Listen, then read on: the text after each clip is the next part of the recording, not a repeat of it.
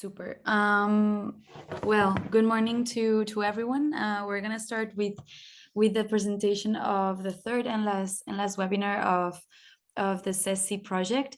Probably people are gonna be joining us as we go, but since we want to make the most of the time that we have, we're gonna start with the brief presentation of the project, and then we're gonna move to the main part of the webinar, which is the roundtable, with our four speakers today that I'm going to be presenting in deep later. So thank you very much, first of all, for being here. And yeah, basically here you have the agenda for today. So in 5 minutes, I'm going to be welcoming and introducing the project of SESI for the ones who, if you are not in our two previous webinars, which by the way are already accessible through our YouTube channel. We're going to be summarizing the project and its objectives. Then we're going to move to the presentation of the panelists. And yeah, we're going to move to the main debate of the policy framework of social entrepreneurship in the different levels that our speakers are going to be sharing. And then at the end of the roundtable, we're going to do a Q&A in case someone from the audience wants to ask any questions or add any comments or any insights. And then we're going to close the webinar. Of course, feel free to raise your hand during the roundtable in case you have any questions specifically to one of the speakers. But still, we're going to be having and opening the space at the end of the webinar for everyone to share the insights and ask questions. This being said, again, well, thank you very much and welcome to the last webinar. It's been a super interesting journey. We've had the chance and the honor to have amazing speakers in this cycle, and to learn a lot from different backgrounds and different perspectives. So it's been great, and thank you all for being part of it. I'm Marina. I'm Marina Njari, I'm project manager at YouthProAktiv. And YouthProAktiv, for those who doesn't know, is an international coalition based in Brussels. We are an umbrella organization covering more than 57 organizations in the European Union and neighboring countries. And we work through EU-funded projects targeting education, advocacy, innovation, and among these big three umbrellas, we also cover social entrepreneurship. And we do so with the help and with the collaboration of our partners.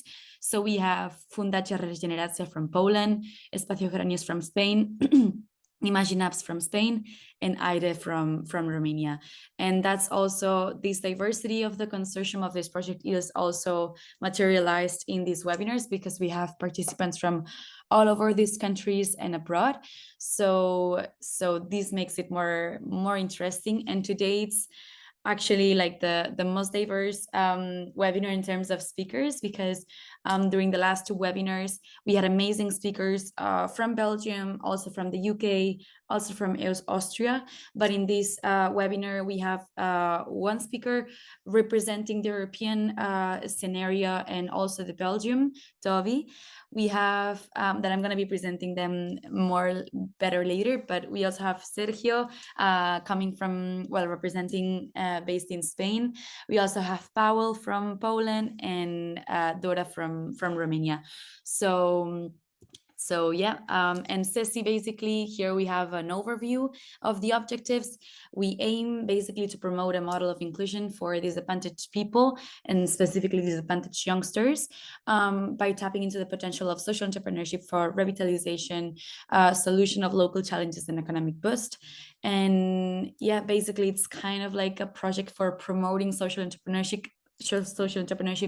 among our local communities inside the consortium, but also outside of the scope of the consortium. And we aim to do so through many different activities and the development of different results. And soon we're going to be opening our website, so we're going to be sharing with you the link and everything you need to still be engaged to the project. and this cycle of webinars is one of the results. So we hope it's useful for all of you, and that you can learn about social entrepreneurship, and specifically about the policy framework at the European spectrum and at the local national scenarios. This being said, we're gonna start with the main part, with the policy framework of social entrepreneurship. And in order to do so, we've invited four speakers, and we have the pleasure to have with us today, as we were saying, Toby, Sergio, Powell, and Dora. So in order for you to have a better context, and then we're going to move to the different presentations and contributions of the speakers. I'm going to present them briefly. First, let me introduce you Toby Gazeley. Toby is the policy lead at the Euclid network, working to raise the voice of social enterprises and the organizations that support them in Brussels and across Europe. He represents Euclid network in several high-level groups, including the European Commission's Youth Entrepreneurship Policy Academy, the Commission's expert group on cohesion funds, and the UN Interagency Task Force on Social and Solidarity Economy. Toby also works closely with peer networks to help identify and make the most of synergies between the different actors in the social economy. He also leads the European Social Enterprise Monitor Project, which now collects data in over 30 European countries. He has a master in European policy from the University of Amsterdam and joined the Euclid network in 2020 after a traineeship in the European Parliament in Brussels. So it's a lot of information. It's a lot of different backgrounds that for sure are going to be helpful and useful for the webinar. So thank you for your collaboration and for being here, Toby.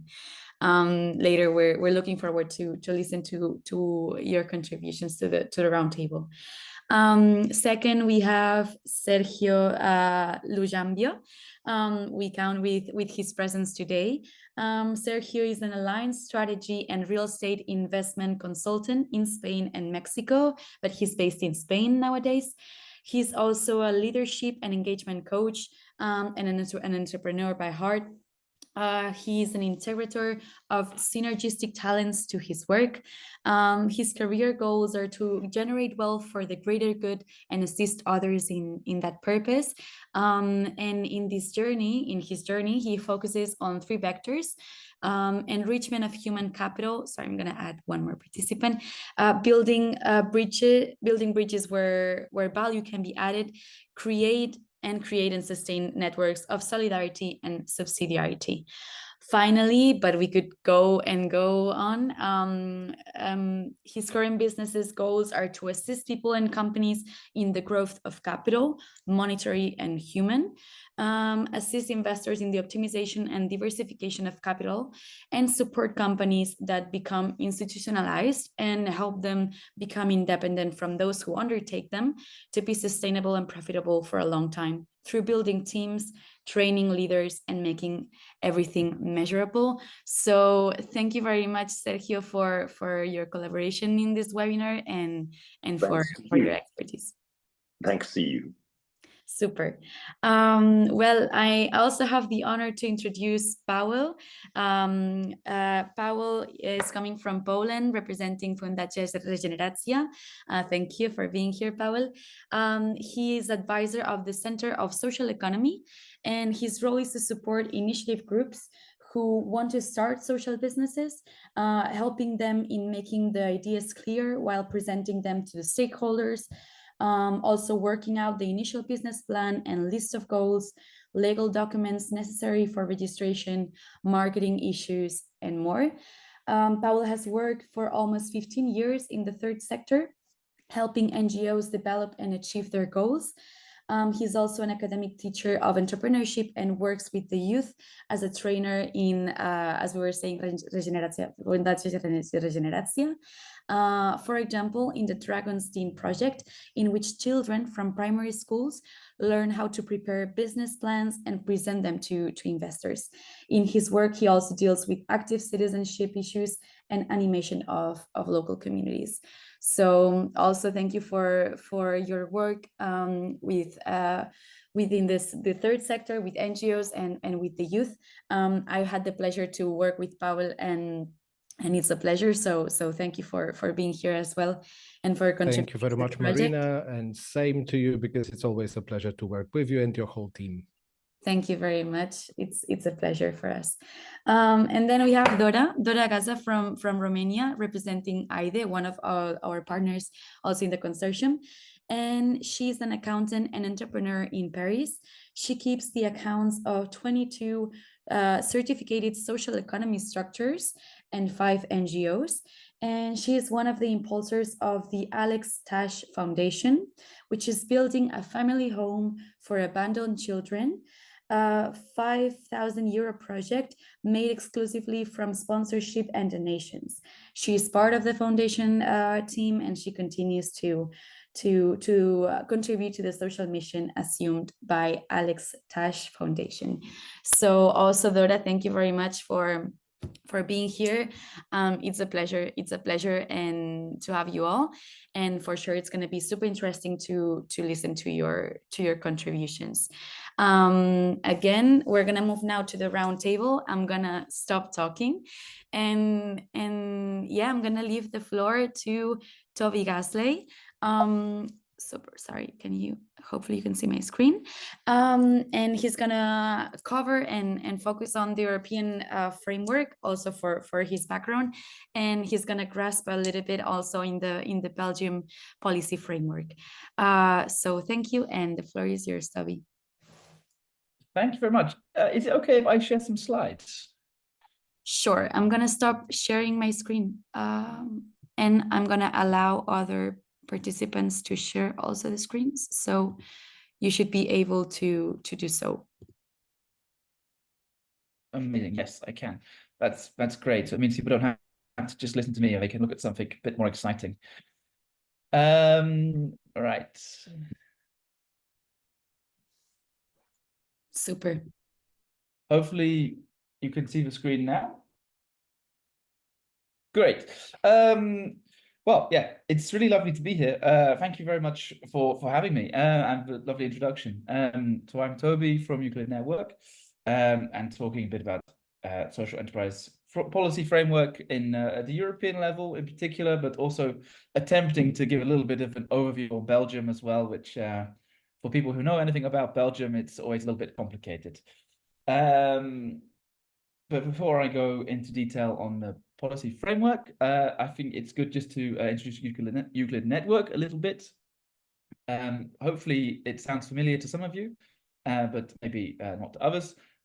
We are the European Social Enterprise Network, a membership-driven organization with members in over 20 countries, so over 40 members as well, trying to represent the interests of these national alliances for social entrepreneurship, social enterprises in Europe with the European Commission, but also other organizations doing projects together in Erasmus+, but also other programs, and also doing research together as well. So really a member-driven and led project, also trying to really get some of the information out of Brussels to members so they can make use of the funding and policy frameworks which are coming out of Brussels.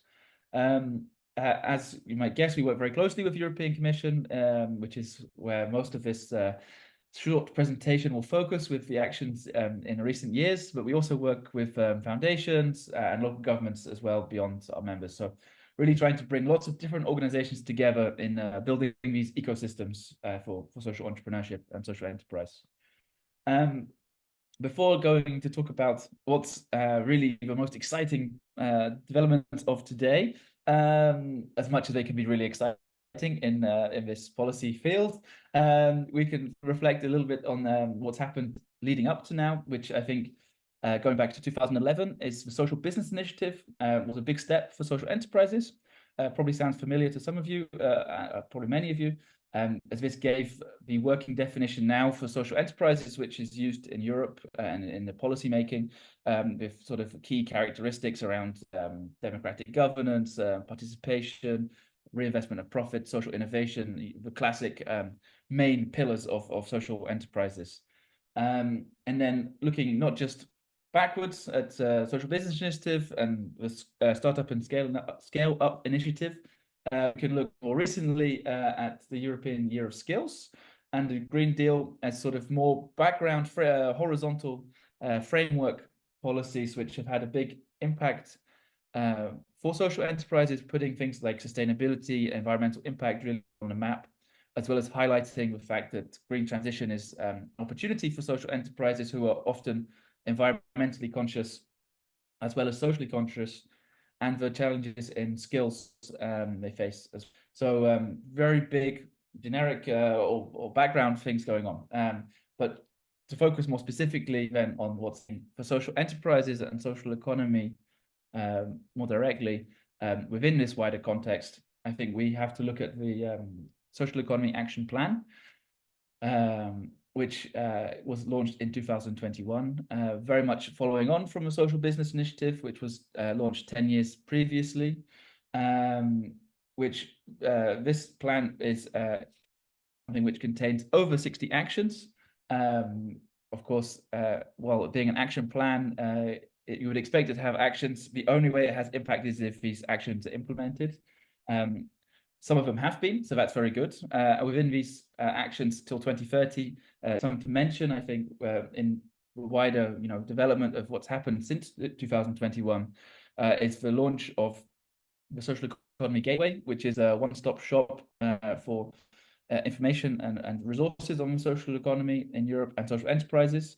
There's also the Youth Entrepreneurship Policy Academy, which was mentioned before, which is a joint initiative between the OECD and the EU DG Employment to try and really identify and address the barriers preventing young people from becoming social entrepreneurs, as there's this supposed gap between those who say they want to become an entrepreneur and those who actually do.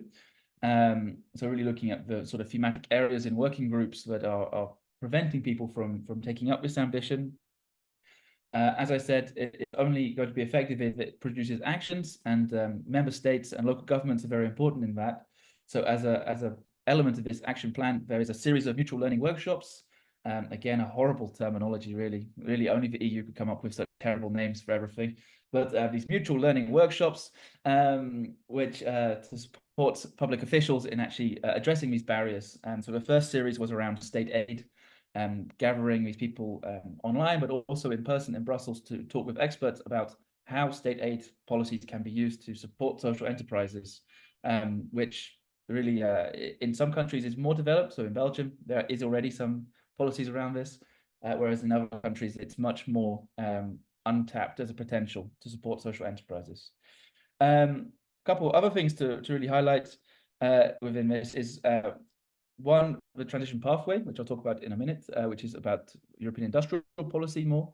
And then this council recommendation, which was launched recently.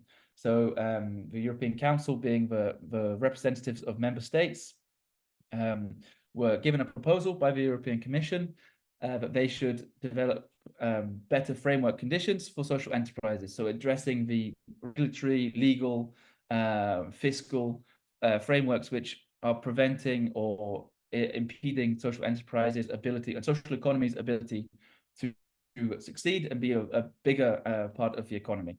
So this was adopted just before the end of last year, and it's a big step.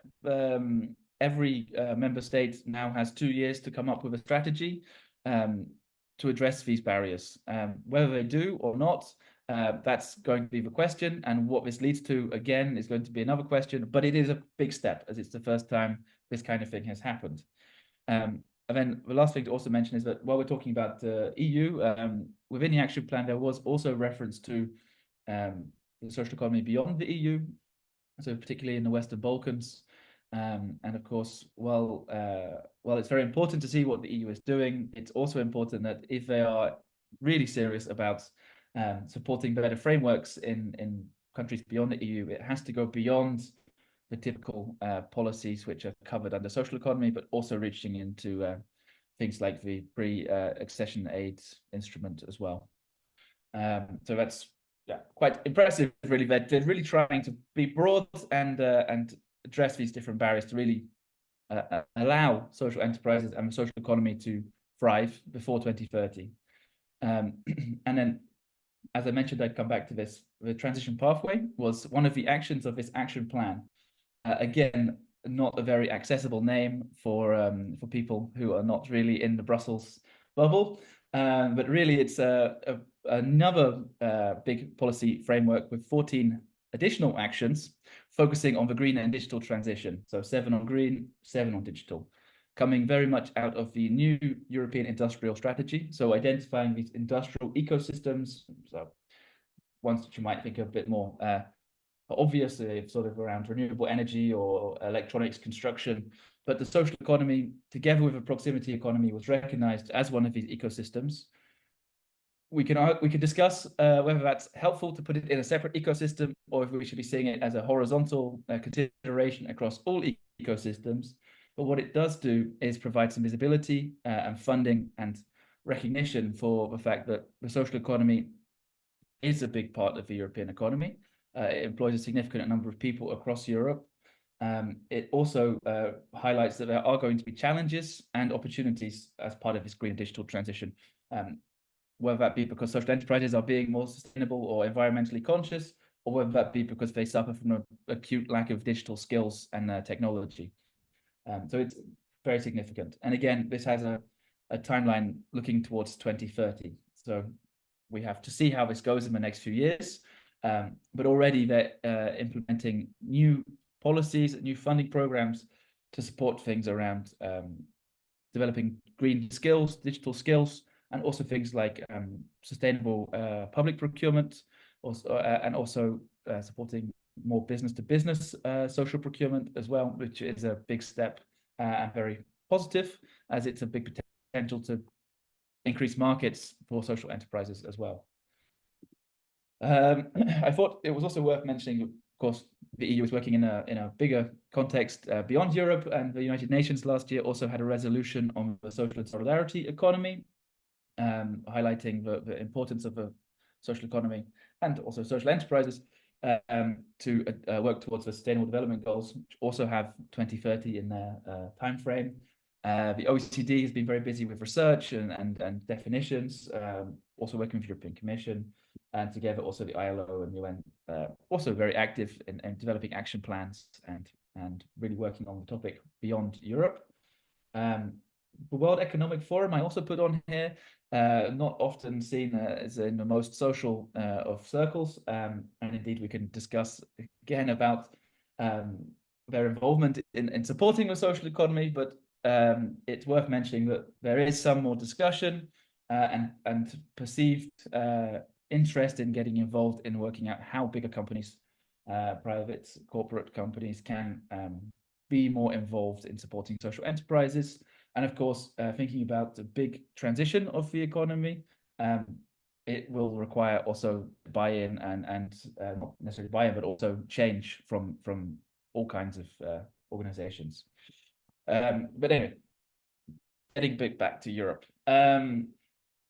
I wanted to also mention the European Social Enterprise Monitor, really now trying to go a bit back, looking at enterprises and getting back to Belgium at the end. We talk about barriers, we talk a lot about legal frameworks. In the last edition of the Monitor, which is a survey we run every 2 years across Europe, collecting data from social enterprises directly. It's currently open, so I will share the link in the chat in case anyone wants to share it with social enterprises in Europe. So in 2022, the biggest group of barriers were financial barriers, which won't be a surprise to many people. But visibility and the legal frameworks were also a significant barrier. Nearly 70% of the enterprises saying they face barriers in these areas. It's very significant. So we can see it is a challenge. And this is across 21 countries as well. To highlight quite how much of a barrier it could be or might be in some countries, I thought it was good to also highlight the number of different legal frameworks or legal forms used in these different countries. So I don't know if anyone here is from Italy, but congratulations, you won. 15 different legal forms used by the enterprises who responded to the survey, who considered themselves to be a social enterprise, and also said they prioritize social and environmental impact above profit. So really quite interesting to see that there are a huge number of different organizations acting or considering themselves to be social enterprises, but they're not registered under one common form. And then, yeah, I think that's one very important thing to think about. And now moving on to the Belgian context. Actually, Belgium wasn't in the monitor in the previous edition, which is a shame, but it is in the current edition, so we're hoping to collect some interesting data. Belgium has quite a strong tradition of a social economy. It's quite an established ecosystem, and it's got quite a lot of not just institutional, political, public sector, public recognition, but it's also got strong non-state actors, networks, and support organizations as well. One thing I will preface on my presentation of the Belgian context is that Euclid Network is actually based in the Netherlands. I live in Belgium, but as being based in the Netherlands, I have a deeper understanding of the challenges in the Netherlands. So it's quite interesting to see that Belgium, despite being close by, has quite a different situation. Within the Belgian context, something also to really think about or to mention is that it's not just social enterprises, which are very much in the narrative. It's also social economy more. In Belgium, the healthcare is also organized around a system which involves very strongly social economy organizations as mutual associations. So it is a very big sector, a big conversation, and quite well understood in terms of solidarity and mutual contribution. According to the most recent data, I guess I should call it that, 2017, it was 12% of employment in Belgium was in the social economy, and there was 180,000 social enterprises. So that's quite significant. But when talking about Belgium, one has to also reflect on the fact that Belgium is a little bit divided. And in fact, there are 3 federal regions which all have their different policies, approaches, and strategies to social economy and social entrepreneurship. Yes, it's a small country of only 11 million people, but there's 3 different strategies running at the moment. As being based in Brussels, I will just say that the consultation was in 2018 about a status for social enterprises, which has now been launched. There's currently a strategy, I think, from 2020 to 2024, so which is supporting social enterprises. In 2008, I think it was, there was the law on social economy in Wallonia, which established quite a strong legal framework to recognize social economy entities, as well as network concertes, which is representing the federations and these social economy families, organizations within the public institutions, public authorities, and development of policy.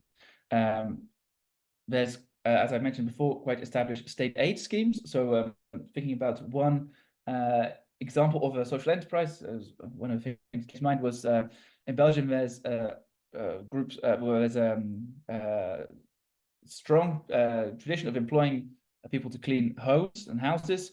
And as part of that, there's also a problem of the informal economy.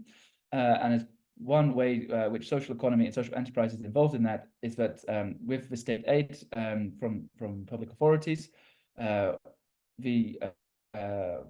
avoid the informal labor market being dominant in this area, there's these enterprises which employ people and receive money from the state, so to make it very cheap, actually, and cheaper to hire somebody through this scheme, social enterprise scheme, rather than through the informal economy, so that the people are registered to Social Security, there's less undocumented labor and things like that. So it's a particular novelty of the Belgian ecosystem, and perhaps I think one of which is very well known. And the other thing to say in Flanders is that they're particularly well known for their work integration social enterprises, which are very big, very strong, and actually produce quite a lot of volume for international companies as well. Strong ecosystem, and something I will say just at the end, as I recognize that I'm probably a little bit over time, which is that now it's a very important time for Belgium, as it's the presidency of the European Council. They have a big agenda for the social economy. They're having a 2-day event, international event in Liège next week, or not, a week after next, sorry, on the 12th and 13th of February, to really try and make a even more impact on the social economy in Belgium and in Europe, following on from the Spanish presidency at the end of 2023, to put more emphasis in the EU agenda on this topic. I hope that was not too fast, not too much information, and I look forward to any conversation and discussion later. Thank you, Toby. It was amazing. Even if we don't have a lot of time, I think that like each speaker would be a perfect speaker for a separate webinar. So hopefully we can manage to do so in the future. But it was super interesting to see not only like the different frameworks and action plans of the European Union, that in fact I found super interesting, specifically the social enterprise monitor, the European social enterprise monitor. I feel that it's super visible in terms of like, okay, which are the barriers, no, and how can we, especially for our thinking of the project, no, and how to move it and to explain youngsters, no, the different possibilities that they have, to be aware also of the challenges and to know the current situation in Europe, and also for the grasp of the framework in Belgium, that, as we were saying, it's quite diverse. But yeah, and also excited for the Belgian presidency of the council. But yeah, thank you very much. Hopefully later we can, at the Q&A, if someone has any questions, we can further talk. But it was super interesting. So thank you for the contributions, Toby.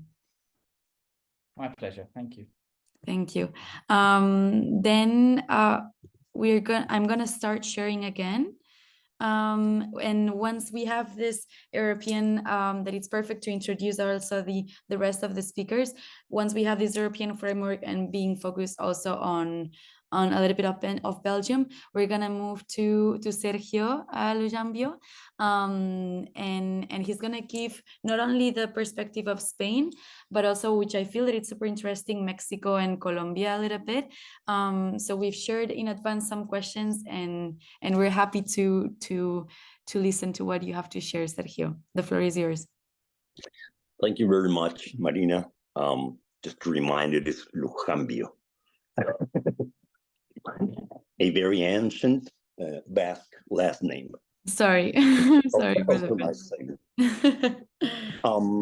well, first of all, I made some research regarding the questions you sent us, and it came to me with a lot of questions, which I would like to put on the table, I guess. I'll start with Spain, the place in which I'm living right now.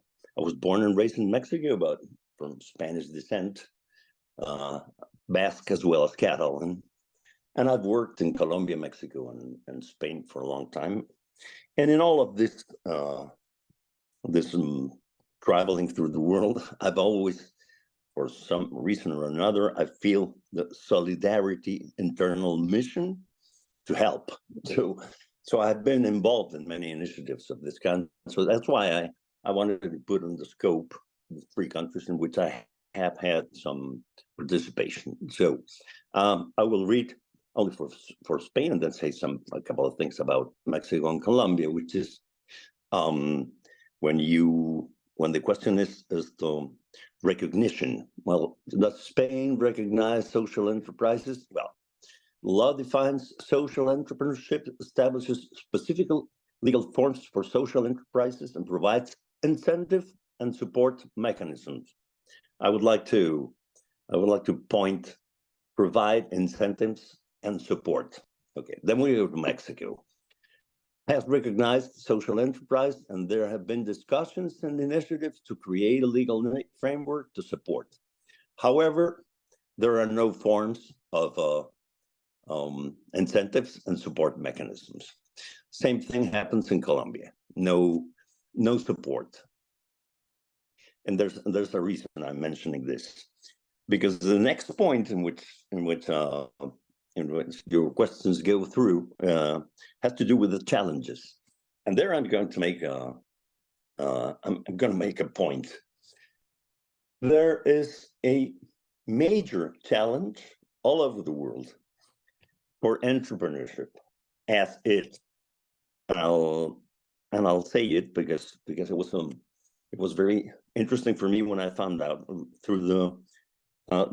There's a thing called here in Navarra, CEIN, European Center of Innovation, which is like a sort of a promoter of entrepreneurship, which every region in Spain has one that has to do with the European Union, and except in Barcelona, which they are always different, it's called Barcelona Activa, but it's the same thing. And they made a survey all over Europe with entrepreneurs and companies. Why did they start their project? Whichever. I'm not speaking specifically regarded on social entrepreneurship, and I'll like to share you the questions and the answers. The first reason for starting an entrepreneurship project is I don't like to be commanded. The second one is I like to command. That means I like to lead, not necessarily an authoritarian. The third reason is I saw the opportunity. The fourth is I want to make more money. And the fifth is I have a vision. I have a dream. The sixth is really pathetic. It's, I don't know. I started with this. Well, it's quite interesting because I want to make more money and I have a vision. The two of them amount 4% of the answers, which connects with 4 out of 100 entrepreneurship projects from, it's studied by the E-Myth by Michael Gerber. 4 out of 100 companies by the 10th year have died. Only 4 out of 100. And then I saw what happened in China when Deng Xiaoping opened to a mixed market, and in a couple of decades, 44 multi-millionaires in China out of 1,000, and I don't know how much Chinese, means 4%, which drove me to this conclusion because I started making questions to a lot of people. 4% of the people in the world have a clarity of vision, and that's the reason for survival. So that gets me back to do we need a recognition? If someone out of this 4% of people has a solidarity-driven, that means social-driven entrepreneurship, how many of this 4% could be? Do they need recognition or legal recognition? Well, I'll tell you, and we will arrive then to the part of awareness and promotion, and to the examples which I took 1 out of 3 countries in which I have collaborated with. None of them had, when they were founded, recognition, legal recognition, by other ways, civil association, whatever. They managed to get to their purposes. Do they have help from governments? No, they don't. Never. Is there awareness or promotion? Well, the awareness is the people who are worried about other people and would like to help. And that's what goes into social entrepreneurship. When you identify which is the need, and the need can be, yeah, okay, ecological and all of the descriptions or social, but what kind of a lack of something has got to be filled in that blank. And then I want to land into the examples I have.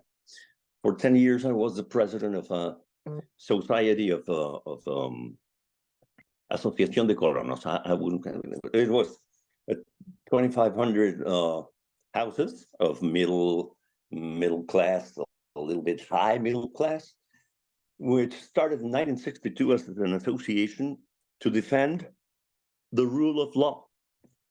That was it.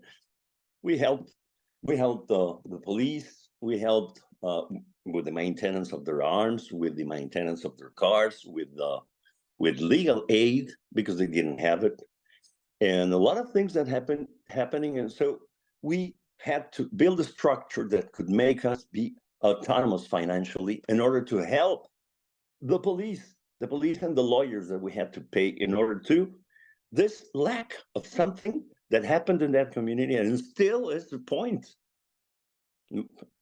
half of a century later. Second example that I will put to you, Carvajal. Carvajal is a company that is like $1.5 billion company a year. And by 1962, the same year as Colonos, but that is in Colombia. And they defined that 20-something% of the shareholders of the company would go to a foundation. And this foundation the purpose was to give back to the community what they have received from the community by then for 60 years. Now it is an almost 120 years company, quite diversified. But by the year 2000, this, which was defined as a company, a foundation, a social entrepreneurship with a lot of activities like agricultural help, communications. They even have put satellites on in order to have the people communicated. Lots of initiatives, quite initiatives, but it was defined as a non-profit organization. And then one of the presidents of the company, not of the foundation, said, okay, not being profitable doesn't mean it has to be a losses company or a losses foundation. And the chip changed. It's not only now profitable, it's self-sustainable. And the chip changed in the year 2000. And by now, it is one of the most exemplary social entrepreneurships that in almost all of Latin America. And the last example that I will put, which has been very interesting to observe here in Navarra, is Traperos de Emaús. This was the effort of a doctor, which was making some social activity, helping poor people out of his work at the system, at the public system. And all of a sudden he started looking at people who came from other countries, from other parts of Spain, around 1962. So we started an effort to pick clothes, shoes, and furniture from the houses of people who wanted to change furniture. They didn't want this because it was no longer fashionable, whatever. The evolution of this Traperos de Emaús now it gives work to 200 people with salary, of course, and they refurbish furniture, they refurbish clothes until they live in new shoes and all this and a lot of things more. And now it is a profitable organization and it lives by itself. None of them were born with a legal framework, with a social recognition, but the only challenge is these people, the starters of this 3 projects I'm referring, they had a vision, a clear vision. Nothing, not the help of the government, not the framework, was important for them. It was their drive for solidarity. There's a last example that I would like to put, which is Volkswagen in Mexico. Like by the 80s in Mexico, there was a problem with lack of availability of foreign money, of dollars, and what they did, Volkswagen, was, well, we have to generate our own dollars in order to make the imports that we need from Germany to complete the cars in Puebla, in Mexico. And they started organizing the apicultural business in how can they call it this, in cooperativas, cooperative societies. And nowadays, Mexico is the fourth principal exporter of honeybee in the world. And that was because of the help of Volkswagen organizing them. And this was social entrepreneurship that was not solidarity driven. It was egoistically driven, but finally was helpful for everyone. Volkswagen and the rest of the people has made Mexico the fourth place in exporting honeybee worldwide. And last but not least, I just wanted to say, I know inventors from all over the world, but I will put two cases right on the table, which is, I know a guy in Barcelona, which is an architect from Zaragoza, that invented a way of clearing and purifying water, very simple, very cheaply, and he hasn't been able to put his product, which can be in every part of the world with a problem of water, of dirty water, salt water, all sorts of water. And I've been testing that in Cuernavaca, Mexico. And then corruption and people that want to intervene and earn a lot of money with it, the guy hasn't been able, because it runs in a double highway. The inventor of a solution is not in touch with the people that could make it possible. That would be social entrepreneurship. And the same thing happens. It's also an inventor from Barcelona, Sun Energy. There's a guy that invented a film, nanotechnologically built, that he can put this film on every roof or the ceiling on it, in every roof of any type in the world. It's a little film, and it produces more than 40% of the capacity of 8-story building, for example.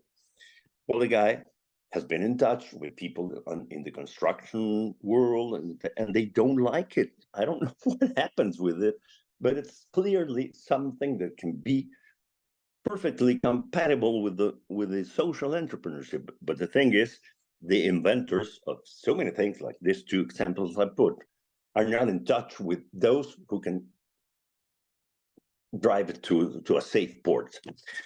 So my point is, and I go back, the real challenge is, how do we activate, knowing that only 4% in the world of the people are capable of fixing a vision and sticking to it, and also solidarily driven in order to, what will be 1% of the people in the world?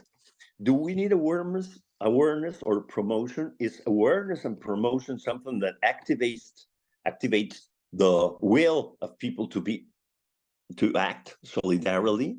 I think not. And that was the only thing I wanted to tell you, because I think that social entrepreneurship really, what has as the bottom line is the need of solidarity, and nothing legal regulation, challenges, lack of help, lack of funds,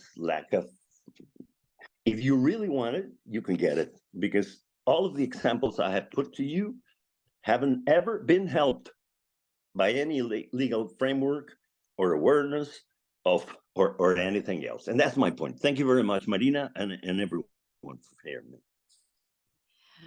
I thank you very much, Sergio.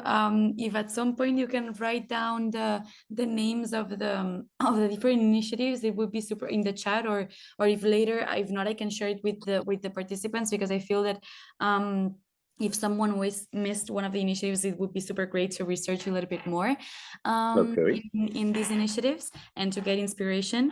And in a way, it's super inspiring, the fact that, like, without governmental support or like a legal framework that open more doors or more opportunities to these initiatives, they still manage to That's it. If you really want it, nothing's gonna stop it. If you really want it, it's not conditioned by any help. You have the resources and your imagination and your capacities and your creativeness in order to sort them out.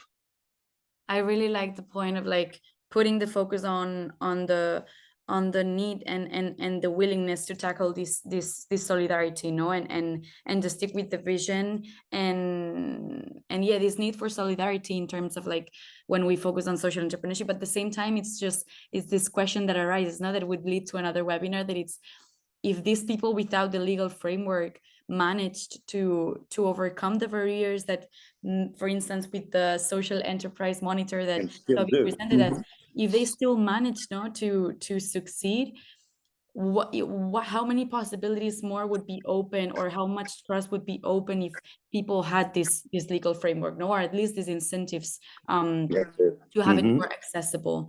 As an expert.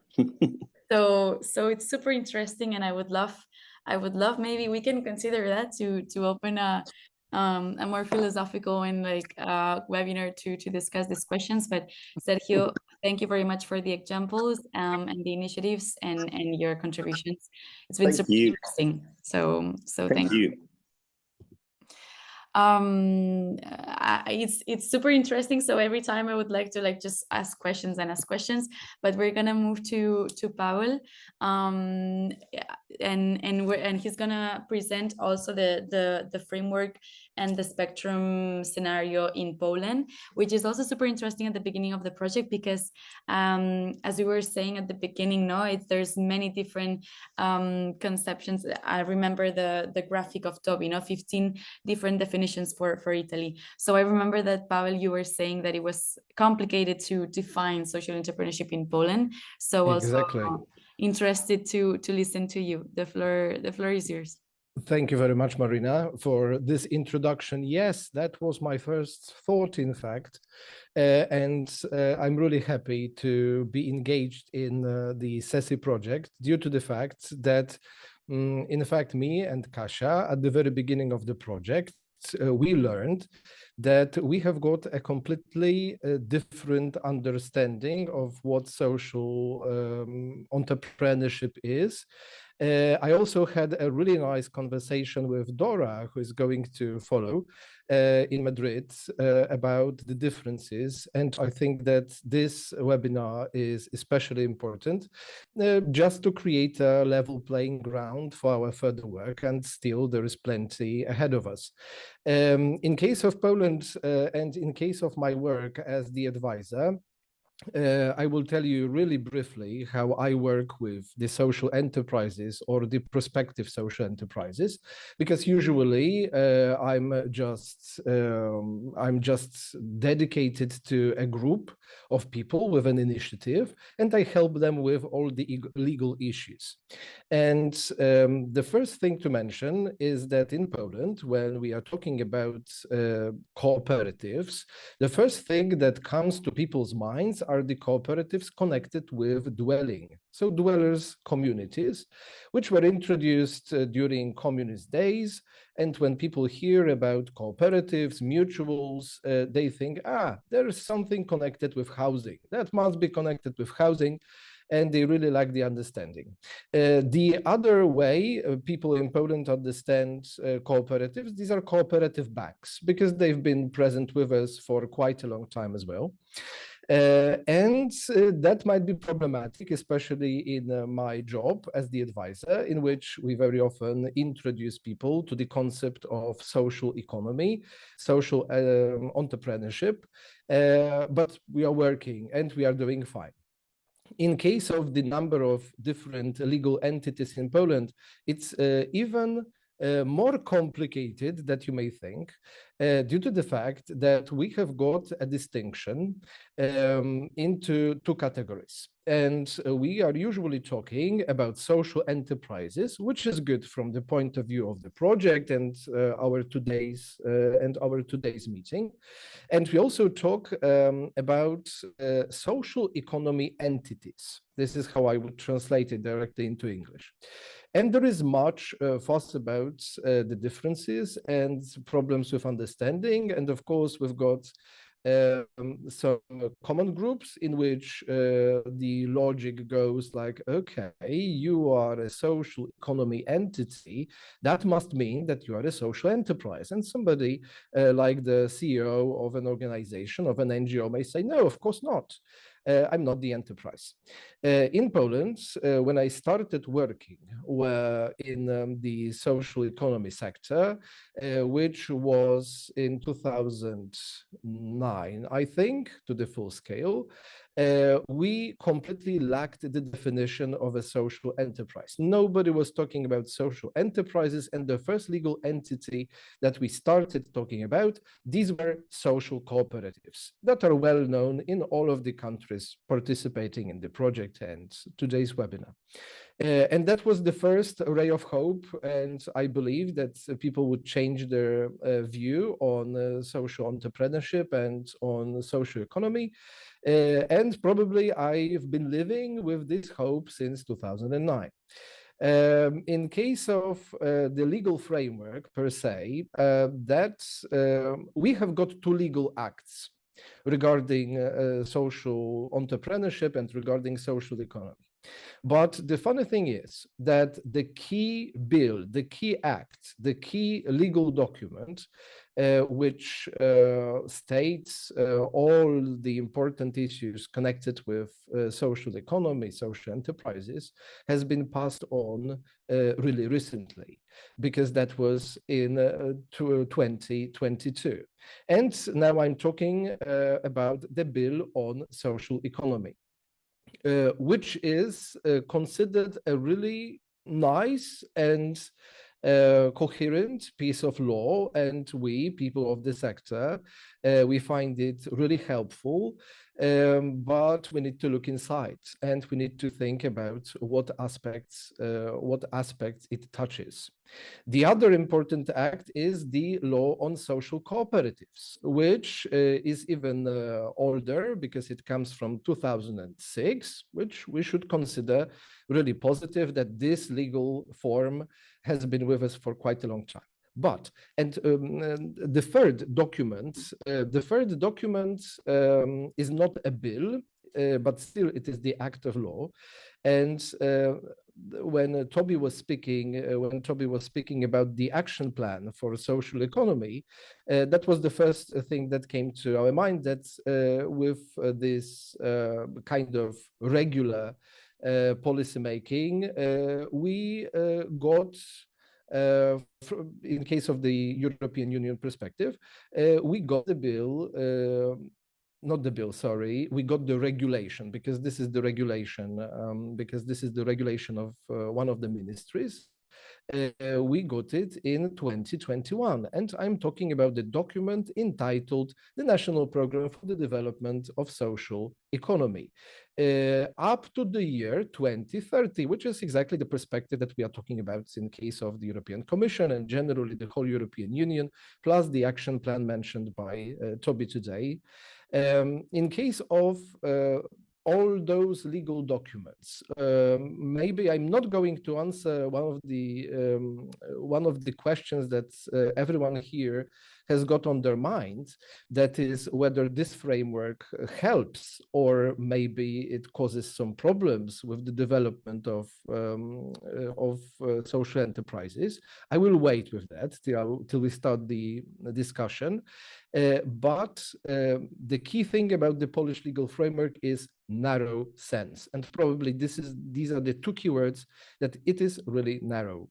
When you read the bill on social economy, you can learn about the organization of social enterprises, but in the second sentence of the act, you start to get the feeling when you read about the status and obtaining the status of a social enterprise, you start thinking, somebody is just doing a tough legal work here, that you need to obtain the status.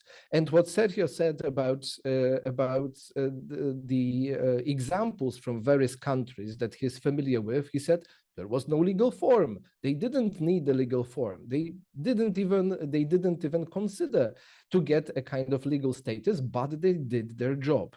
And it might be one of the issues which are key to these documents, that we've got a lot of law, I can just say the law on social economy is 36 pages, and you may read about what social economy is, and you may read about all the forms of social enterprises like social cooperatives, like occupation therapy workshops, like the centers for integration, centers for social integration, and so-called clubs of social integration, kind of labor cooperatives and NGOs. But still, people would think that this rather restricts them and not provides this freedom that Sergio was talking about. In case of all the other acts, the National Program for the Development of Social Economy is a really good tool. And probably all the aspects which were mentioned in the directive and in the EU program, they were included there. The program is monitored constantly. We are doing our job in Poland with the numbers, but I think that still we lack the kind of spirit that we could feel in Spanish social enterprises and in many, many other countries.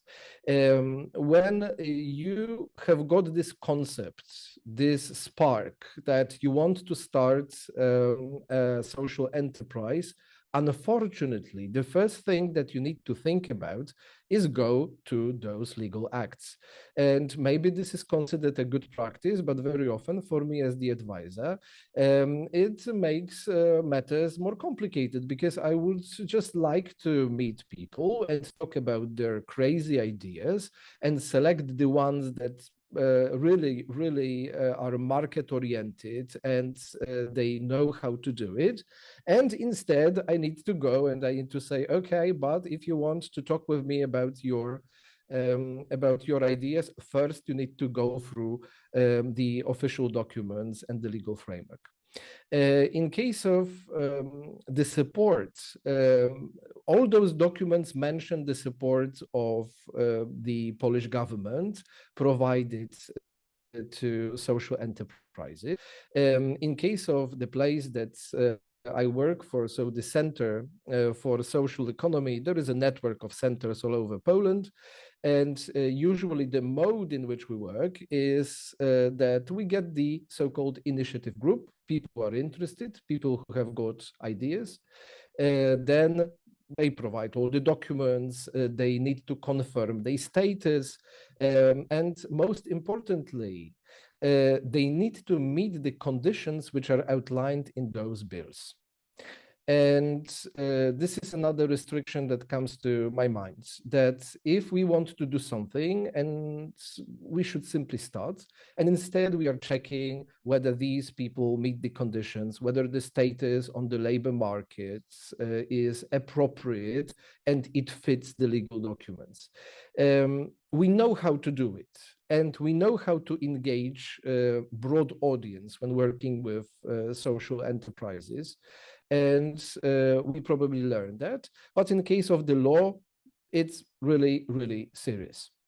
Which probably the enthusiasts of law would say that is good, because the law should be complex and it should touch every single aspect of life and the economic activity in this form. The other thing which we have in our legal framework, but unfortunately I see that it's not fully realized, is the local aspect. Because even in the National Program for the Development of Social Economy, we read that all the social enterprises created, they should consider the legal aspect. Not the legal, the local aspect. But we have got no tools. This is the first thing, and probably in many instances, no interest of social enterprises to deal with things typically locally. And that was another challenge in the SESI project, because within the project framework of the project, this local aspect is emphasized pretty often. And we are really glad that we can learn on the examples of other countries. Another issue connected with the framework is probably how people start the enterprise. And as I said, the groups are really restricted. People start the enterprise, and when starting, they come across the restriction in the form of employability. It's good because we have got the indicators that we need to meet in many projects as well. You know that because you are from the area of project work, but definitely with every possible aspect, the employment is emphasized in the first place. What I mean by employment and employability, in all those legal documents, we have got a formula which says that the main assumption behind creating social enterprises is creating jobs. That is good, I understand that. And the main aspect is social and professional reintegration, which is also good. But on the other hand, what we lose due to this framework and its shape is probably the fact that we cannot engage all the groups, such as the youth, to the full scale. Within the bill on social economy and within the bill on social cooperatives, you can of course read about engaging people who are under 25. But still they need to meet some other criteria. It's not that the young people want to do something, they want to start a business and they want it to be the social business, but they need to meet the other criteria. You can read about particular groups which are entitled to the possibility of starting a social business. What I see within the framework as the key advantage is the strength of the third sector. So is the strength of NGOs, because this is not a loophole. Yeah, this is not a legal loophole, but NGOs with this social touch and with this main assumption of this social work are probably the only free entity within the framework, and this is why we look at them with such hope, and we assume that the future is in NGOs' hands. So that was just this short introduction. I'm not going to bother you with all those issues that I deal every day. If you want to learn something more about it, probably we are going to talk about it during the round table. So thank you very much. Thank you very much, Paul, for all of these amazing specific documents and all the information that you've given about the legal framework in Poland.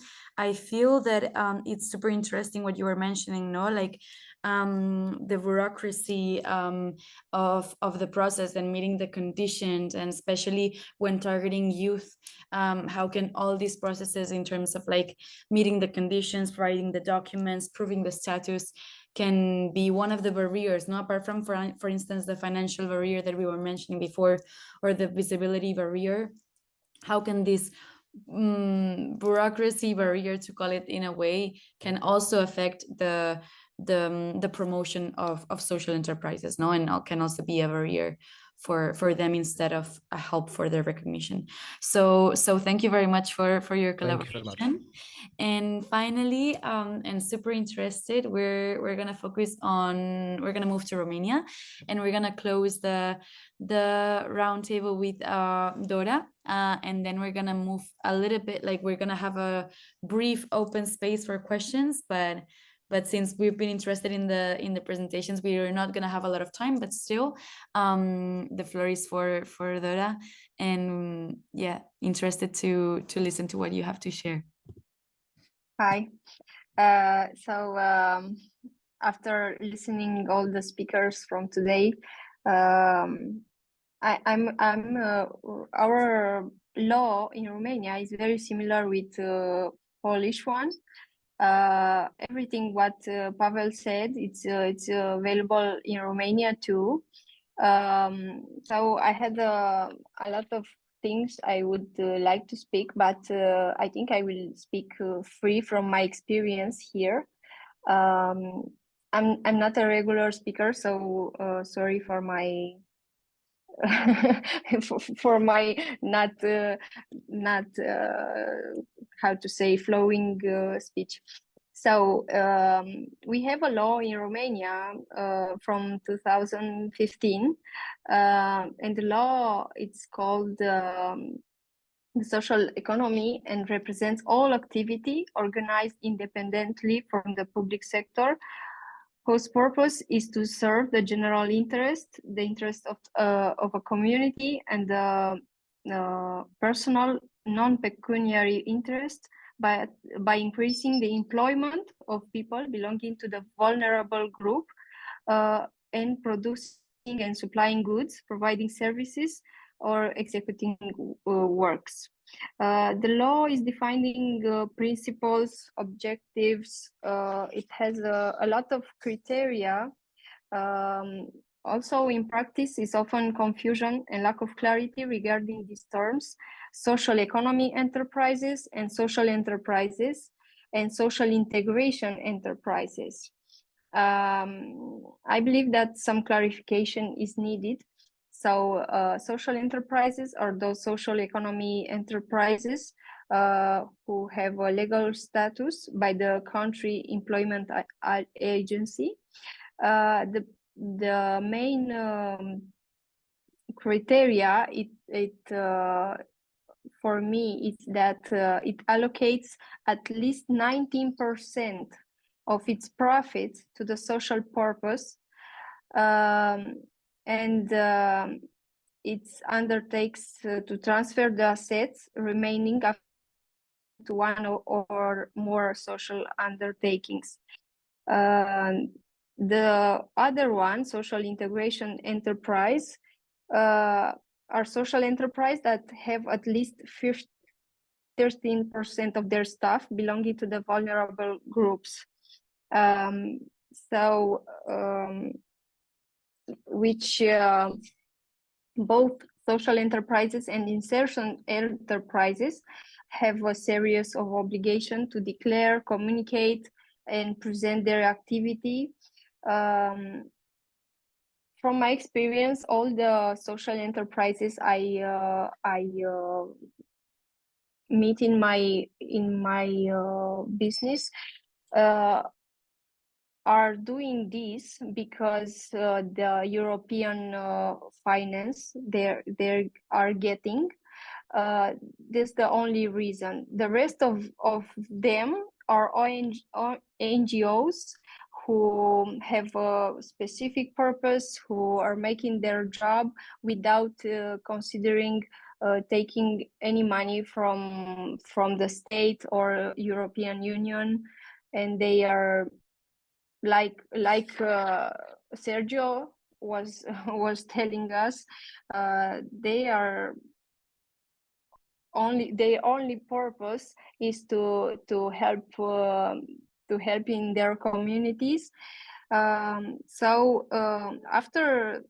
they get this finance and they start the job, often they are not making any profit, or they are not making it from a long term, after 3 or 4 years they are closing, because the law is very hard to apply. The law is changing all the time. We have I have an example in March 2022. The law came and tell us that the obligation to reinvest profit or allocate them to the social cause is 17%, is reduced from 19%. And after 5 months, in July, they published the new law where the reinvestment of profit increased to 19% from 17. So today is 17, tomorrow is 19, and another day it's again You know, it's all the lack of national strategy, the low level of public funding, and the lack of continuity add to difficulties faced by social entrepreneurs. It's quite hard to keep up with unstable legislative changes. According to the single register of social enterprises in June 2023, there were only 2016 social economy structures in operation, including social enterprises and social integration enterprises. I want to speak about what I am doing in my in foundation I work. For example, in our foundation, we are building a house for abandoned child. We make this house only from sponsorship and donation. We realized that building the house will not be enough, and we will need the funding after the children we take the children to live in the house. So in this moment come the idea of founding a business who can support our purpose. So in this moment we have 3 businesses, social economy structures who are function and who have profit and should provide economic resources to raise the children. We have a professional carpet laundry with 5 employees who is operating from 2021. We have set up a pellet production line because the pellets are heating source for our house. It will be the heating source for our house. And we have a carpentry workshop who is producing furniture, where we produce various pieces of furniture. So this is the plan. We finished the house from sponsorship and donation, and we will raise the children's from businesses, social businesses. I hope I really hope this will work.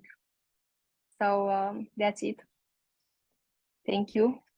Thank you very much, Dora, and actually it's been super interesting to see, at least from myself, not only your experience and the strategy that you're following to exactly to maintain your purpose, but also the definition between social integration enterprises and the social enterprises and the different percentages that are required in order to be categorized.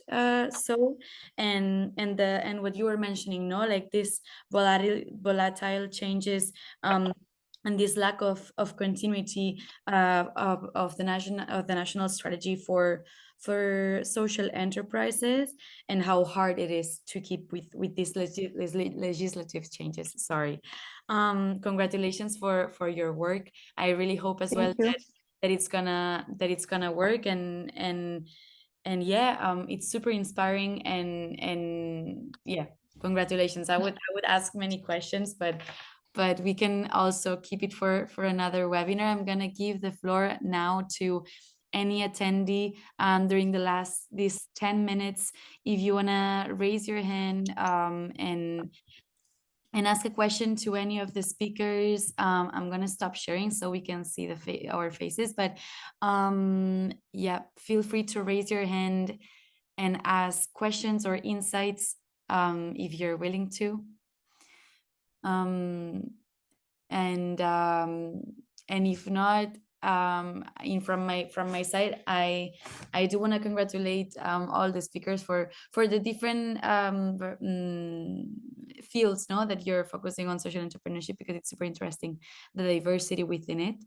So congratulations for your work and for sharing it with us as well, because it's part of the promotion. So thank you. So yeah, if no one from the audience has any questions, if you, the speakers, have any insights or any closing arguments that you would like to share after listening to the rest of the speakers, feel free to do so as well, if you're willing to share anything else.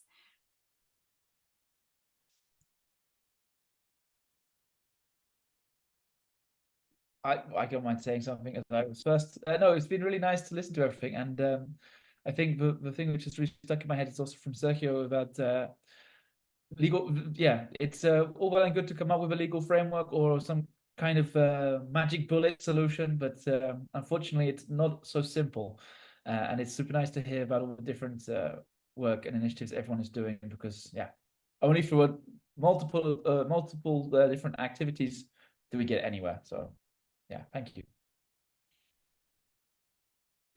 Yeah, I think it's like a perfect way to summarize the different contributions that we've had. Thank you, Toby. Sergio, Paul, or Dora, if you want to add something else. I saw, Sergio, that you were trying to unmute yourself, right? Yeah. You are muted, Sergio. Hopefully we can manage to listen to you.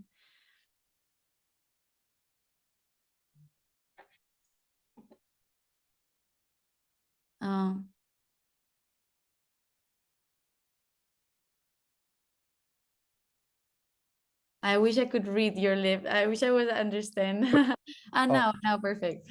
No, thank you. I would like to thank Toby and Pavel's interventions, because as Pavel said, it's curious, because once you find that there's a framework, there are laws, there are supposed facilities, and then you start with a bureaucratic race that instead of helping, it helps to inhibit, because it's like a long race of things that you have to accomplish and to fulfill in order to do what you want to do. So it helps my point, and Toby's explanation was so wide and so complex that it gets to my point. And said, well, do you really need all that before you can follow your vision and you have a solidarity trigger in your mind?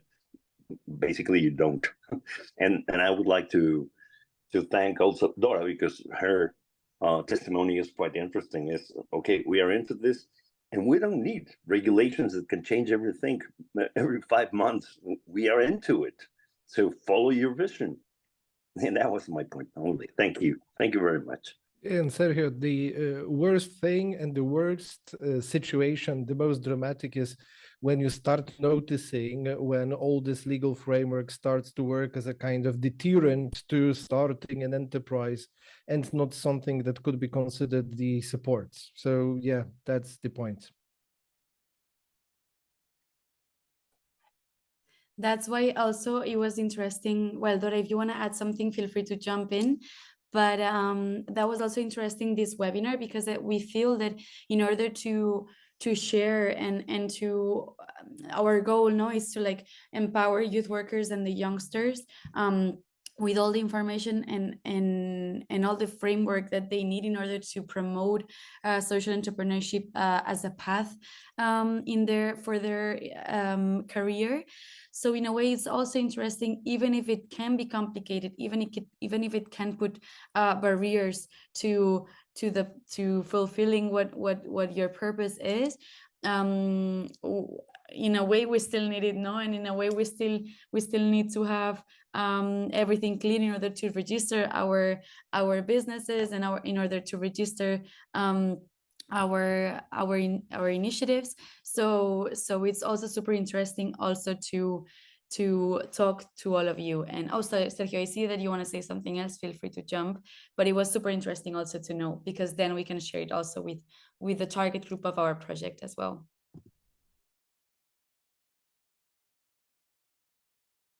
I don't know if you're trying to say something, Sergio. No.